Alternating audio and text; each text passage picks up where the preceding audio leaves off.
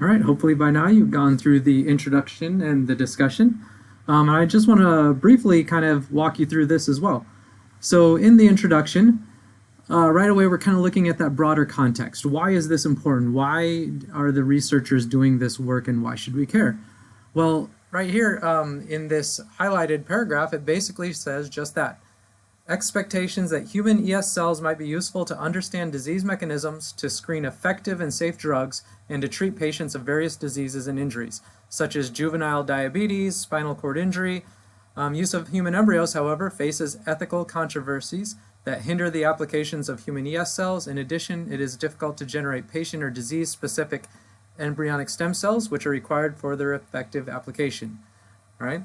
And so, really, this is telling you that implication, that importance. And obviously you're expected to think about these things and put them into your own words a little bit. But let's break this down just a little bit. So to screen effective and safe drugs, why might we want to use human-induced pluripotent stem cells to do that? Well, because they're human, right? So we can test drugs on human cells. Now, where do we get human cells from? Well, we can get them from biopsies and things like that, but that's pretty difficult for some cell types. For example, what if I wanted to test a function of a drug on retinal cells? Well, even though humans have two eyes, most of them are not willing to donate one of them to test drugs on the eye in that regard. And same with neuronal tissue and a lot of other tissue. So if you can induce if you can induce stem cells to become that type of human cell, then you can start testing those drugs on those types of cells in culture, right? So that's kind of for treatment of various diseases, etc. But the use of human embryonic stem cells is controversial. So basically, if we can find a way to get embryonic-like stem cells, but from an adult, then you can override some of that controversy of using embryonic stem cells. And then another one that I'm really familiar with, because I do this as well, but sometimes you really want to study disease. All right, and so if someone has a disease like, say, Alzheimer's, it's really hard to study that disease in a dish because, first of all, how are you going to get neurons from an Alzheimer's patient?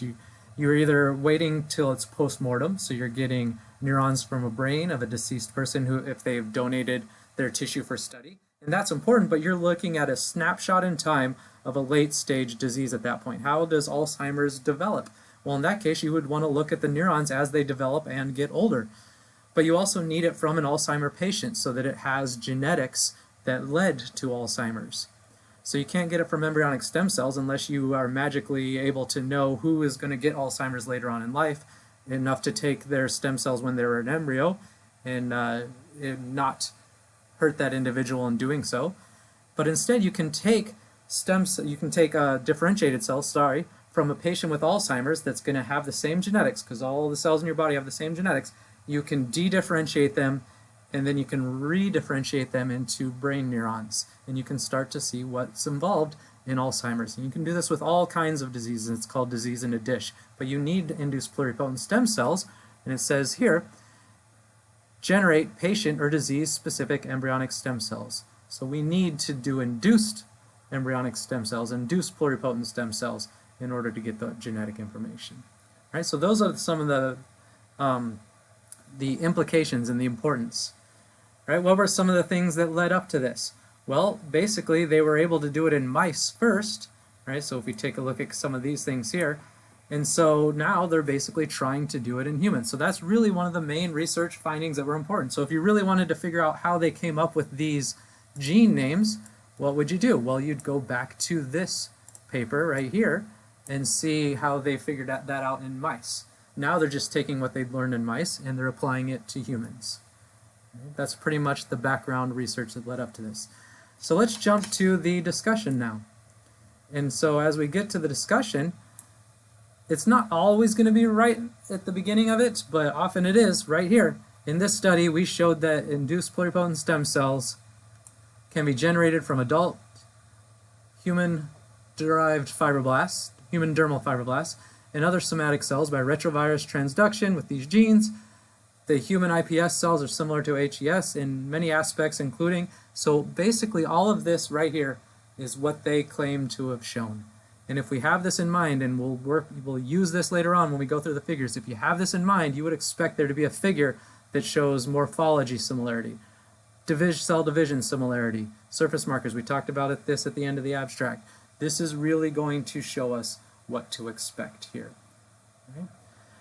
Now, within that, the other thing couple things we can really get from this is the 2 to 3 unanswered questions and benefits to the context of the field.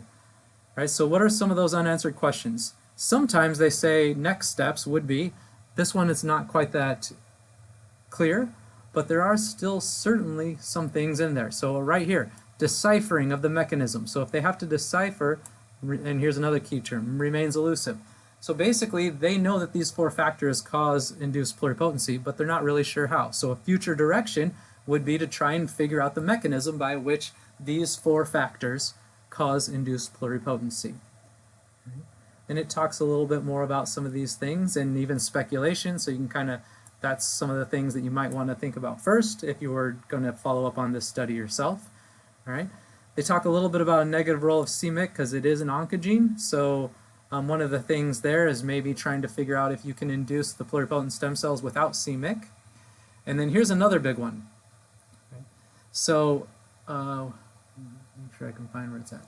There we go. So using retroviral integrations. The issue must be overcome to use iPS cells in human therapies. Basically, you might have to look into this a little bit more, but retroviral, the way they got those genes into the cells is using retrovirus. Well, retrovirus is basically an example of HIV and that type of virus, and there's a pretty bad stigma of using HIV if you're going to use this on patients. Now, it actually we've been able to do it very safely, and it's been proven that it's safe, but still, at this time, this was one of those main issues. Are there other ways to get those genes in there so you don't have to use retroviruses? And so there's several along the way there that you can try to find for those unanswered questions. And then finally, the benefits, right? And this paragraph right here really starts to spell out the benefits. Our studies opened an avenue to generate patient and disease-specific pluripotent stem cells. Even with the presence of retroviral integration, human iPS cells are useful for understanding disease mechanisms, drug screening, and toxicology. Again, this is kind of the same thing as we saw in the importance. So the introduction started talking about why these things would be important, and then the discussion is bringing these back into context. So when I think about an article, I usually think of an hourglass.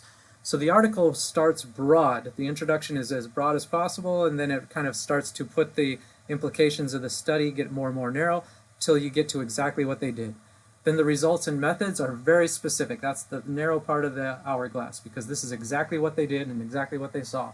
And then discussion puts it back out. That's the bottom of your hourglass, where you're starting broad again, and then they'll basically, starting specific, and they'll basically tell you exactly what they showed, and then it gets more and more broad in terms of next directions, implications, and putting it into the broader context. And so you finish off with some of those benefits to the field again. All right. So next we are going to go through some of the figures, and I'll walk you through some figures myself, and I'll show you what I expect from you with regards to kind of being able to present and describe a figure. And then I will leave a couple of the last figures for you to work through on your own, and then that basically will be the first part of this article. And then we'll have a little bit of discussion board, and I'll assign a couple of a technique for you guys to look up, and then that will be the first week's work. All right.